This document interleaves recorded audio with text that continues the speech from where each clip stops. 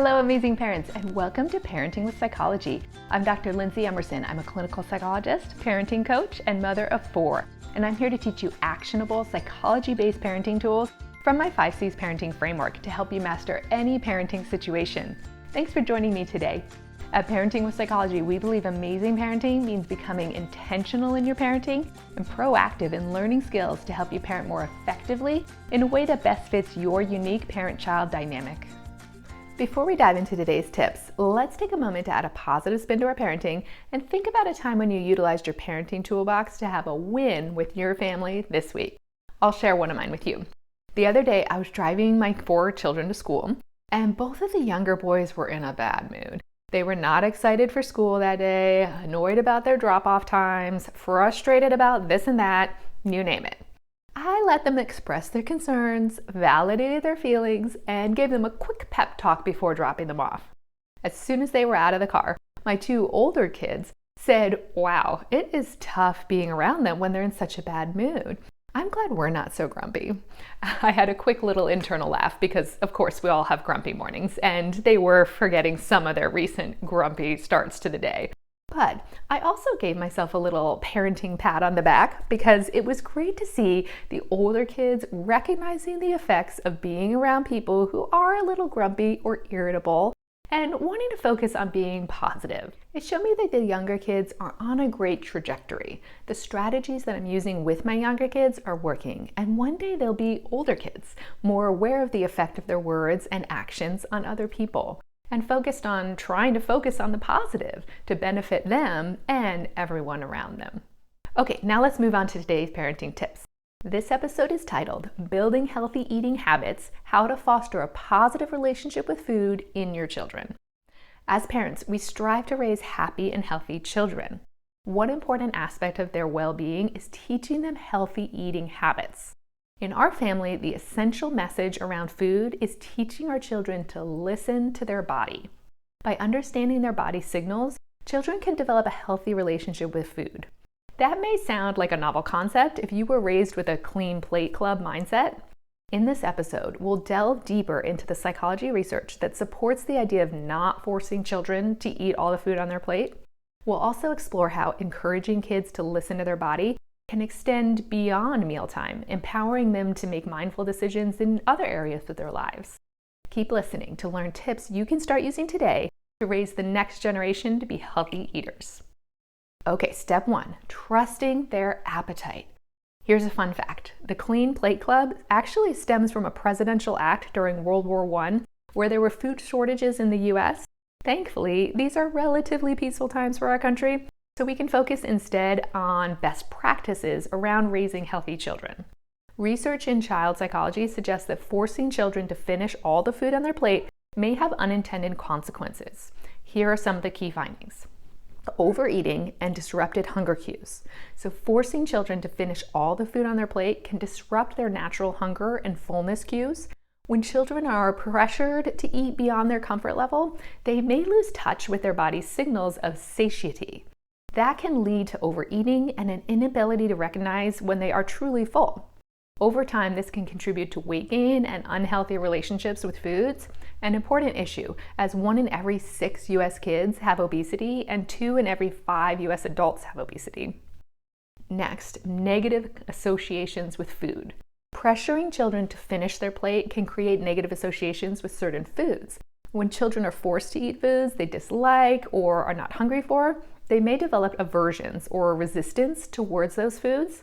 This can lead to mealtime battles, increased pickiness, and a limited variety of foods in their diet.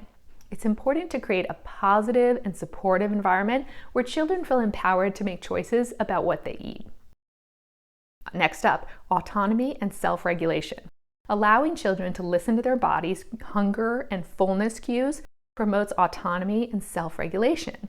When children are given the freedom to decide how much they want to eat, they learn to trust their own appetite and develop a healthy relationship with food. This approach encourages them to become more in tune with their body's needs and fosters a sense of ownership over their own eating habits. Next up, long-term eating behaviors. Research suggests that children who are forced to finish all the food on their plate may be more likely to engage in emotional eating and have difficulties with portion control later in life. By allowing children to self-regulate their food intake, we help them develop a balanced approach to eating that can carry into adulthood. This can contribute to a healthier relationship with food and a decreased risk of disordered eating patterns. Children have an innate ability to recognize when they're hungry or full. By trusting their appetite, we empower them to make decisions about their body's needs. It's important to create a supportive environment where children feel comfortable expressing their hunger and fullness cues. Encourage open communication about how their body feels during and after meals, and validate their experiences. This helps them to develop a strong sense of body awareness and fosters a healthy relationship with food. Here's a pro tip. If you're concerned about food waste, initially serve your children very small portions and let them know that seconds, thirds, or even fourths are available. Encourage them to serve themselves what they're sure they can eat and remind them that they can always go back for more. You can bring extra food in serving bowls to the table so as not to disrupt dinner time conversation with people running back and forth to the kitchen for more food. Okay, our next category is honoring food preferences. So just like adults, children have their own unique tastes and preferences. It's important to respect their individuality and allow them to make choices about what they eat. By giving them freedom to decline foods that don't appeal to them, we empower them to develop a positive relationship with food. Research shows that pressuring children to eat certain foods can lead to negative associations and resistance. Instead, offer a variety of nutritious options and let your child decide what they want to eat. This approach encourages autonomy and helps children develop a sense of ownership over their food choices. While it's important to expose children to a wide range of foods, it's equally important to respect their preferences and not force them to eat something that they genuinely dislike. It's worth noting that children may go through phases of being selective eaters. This is a normal part of development and usually resolves over time. As long as they're getting a relatively balanced diet and meeting their nutritional needs, there's no cause for concern. Many kids have survived on little more than chicken nuggets or mac and cheese for months on end. Encourage your child to explore different foods at their own pace and be patient as they expand their palate. Now, if you worry your child does not have a balanced diet, let them know that they can substitute the undesirable food for anything else in that food category.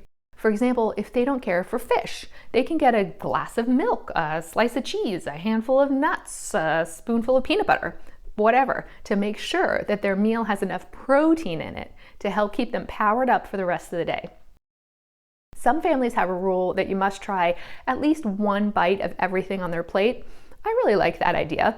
Of course, at some point, you'll want to just give them a pass on certain foods, like when your child is 8 years old and they've been trying a bite of eggplant every time you serve it and they still don't like it. Having serving bowls on the table with extra food from other offerings that night is helpful to be sure that they can load up on other foods that they do like.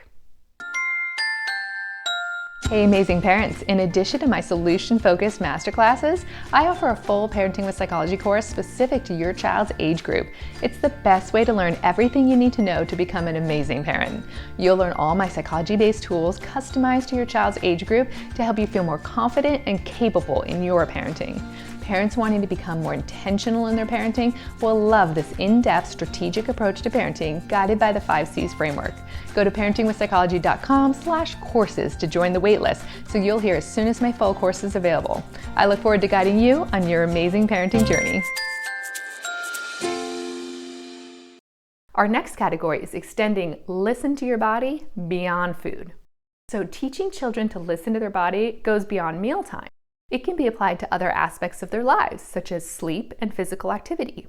By helping children tune into their body's signals, we empower them to make mindful decisions that support their overall well-being. Sleep is a vital component of a child's development.